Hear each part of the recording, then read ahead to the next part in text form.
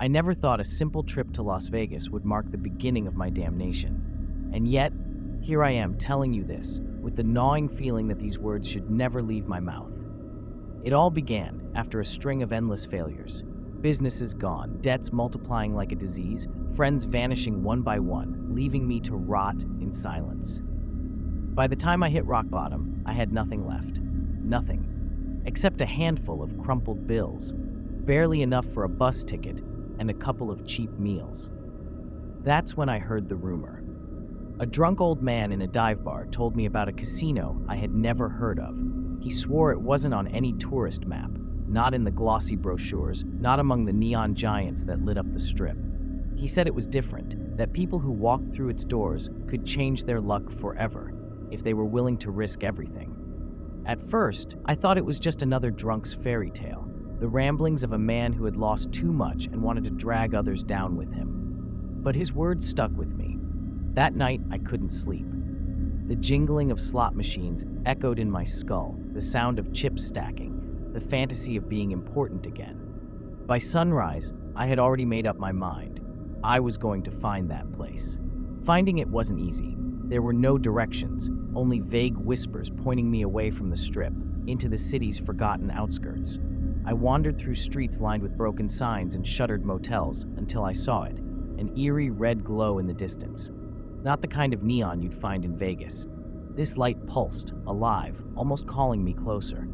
The sign read, "Welcome to fabulous Las Vegas," but the paint was cracked, rust bleeding down its edges as though it had been abandoned for decades. And still, the building beneath it breathed with life. From inside came the muffled sounds of shuffling cards, low laughter, the clinking of glass. Against every instinct, I pushed the doors open. The air inside was heavy, suffocating. The stench of cigarettes clung to my throat, mixed with something sharper, something metallic, like dried blood. And then I saw him. A man, immaculately dressed in a black suit with a blood-red tie. His smile stretched wider than it should have, almost tearing his face in two. He greeted me like he had been waiting all along, like he already knew me. "Welcome," he said, his voice low, vibrating deep in my bones. "Here, luck is always on your side." His hand landed lightly on my shoulder, yet the touch burned with an icy weight that made me shiver. He guided me inside like a friend, whispering promises that this was my chance, that my life could change in a single bet. I tried to ignore the details that didn't fit, the flickering lights like dying candles, the mirrors fogged as if they were breathing, the shadows that seemed too heavy, too alive. But then I heard it, the sound of coins spilling out of a nearby machine. That sound was my drug, a song I couldn't resist. He handed me a few chips, and I played. To my shock, I won. Again and again, the roulette wheel, the machines, the cards, they all bent in my favor. Chips piled up in front of me, the metallic clatter feeding an intoxicating hope. For the first time in months, I felt alive. I felt unstoppable. But every time I lifted my head, I saw him, always nearby, always smiling, watching me like a predator waiting for the perfect moment to strike. And somewhere deep down, I knew this place wasn't going to let me walk out so easily. The first night felt like a miracle. Every spin, every card, every roll of the dice, I couldn't lose. I left the table with more money than I had ever held in my hands. And the man in the black suit, my guide, watched me the entire time. His grin never faltered. I told myself I would only stay for one night. Just one. But temptation has a way of wrapping its fingers around your throat. The next morning, I was still there. The money flowed easily at first, like the casino itself was feeding me hope. But then, the tide shifted. At first, it was small. A loss here, a bad hand there. The piles of chips began to thin. I convinced myself it was just a streak of bad luck, that it would turn around again. But the more I played, the more the house took back from me. That's when I began to notice the others. The players around me weren't like the tourists you see on the strip. Their eyes were hollow, their skin pale, and their hands trembled as they pushed chips across the felt. They weren't betting money anymore. No, I heard them whispering, trading things that didn't belong on a casino floor. One man wagered his wedding ring. Another whispered the name of his unborn child, as if it were currency. A woman across the table pressed her trembling hand to her chest and said, "I bet my heart." And every time the dealer accepted those wagers, the shadows in the room seemed to lean closer, thickening around the tables. The winners laughed with a joy that sounded broken, and the losers simply slumped back, emptier than before, their eyes flickering with something that wasn't human anymore. I wanted to leave.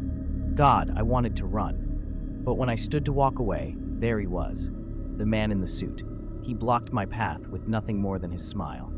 "Leaving so soon?" he whispered, though his lips barely moved. His voice wasn't just in my ears, it echoed in my chest, vibrating against my ribs. "You're not done. Not yet." I tried to speak, but my throat locked. The casino around me seemed to pulse with life. The carpet shifted under my shoes, breathing.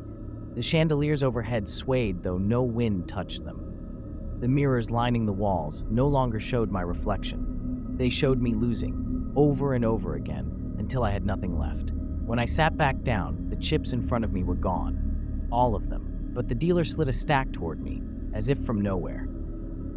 "You can keep playing," he said, his grin widening unnaturally. "You just need to offer something else." The others were watching now, their faces twisted with hunger. I heard them whispering under their breath, words that made no sense, languages that felt older than the earth itself. My skin crawled. The man in the suit leaned close, his breath cold against my ear. "You've already lost everything," he said. "What more do you really have to give?" That was when it hit me. The casino never wanted my money. It wanted me. I don't remember how many nights I stayed inside that place. Time didn't move normally there. Hours bled into days, days into something darker. I didn't sleep, I didn't eat. All I did was play. And each game stripped me of something I didn't even realize I was gambling. At first it was simple. My watch, my shoes. Then it became things that weren't tangible. Memories. I lost the sound of my mother's voice. The face of my first love blurred until it was nothing but a shadow in my head. Piece by piece, I was hollowing myself out. And still, I kept playing. The man in the black suit, the one who called himself my guide, never left my side. He whispered encouragement, his tone dripping with false kindness. Every time I wanted to stop, he would place a hand on my shoulder, his touch like ice piercing through my skin, and I would sit back down.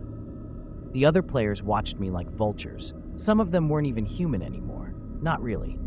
Their eyes glowed faintly in the dark, their mouths twisted into shapes no person's lips should ever make. They weren't there to win. They were there to see me fall. And then came the final hand. The dealer's voice cut through the air. One last game. I looked down at my hands. They were trembling, skin pale, veins blackened like ink. I had nothing left. No money, no possessions, no memories that mattered. I was an empty shell, clinging to the table. The man in the suit leaned closer, his smile stretching impossibly wide. "There's only one thing left to bet," he said.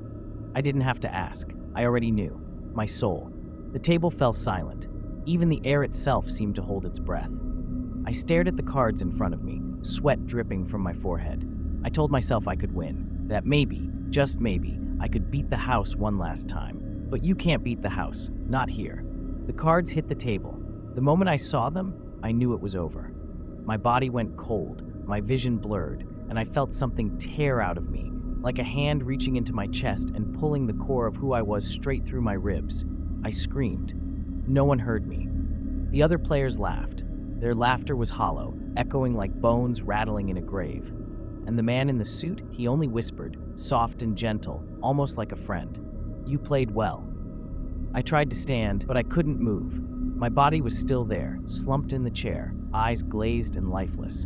But I was outside of it, watching, empty, weightless, chained to the casino forever. And in that moment, the truth became clear.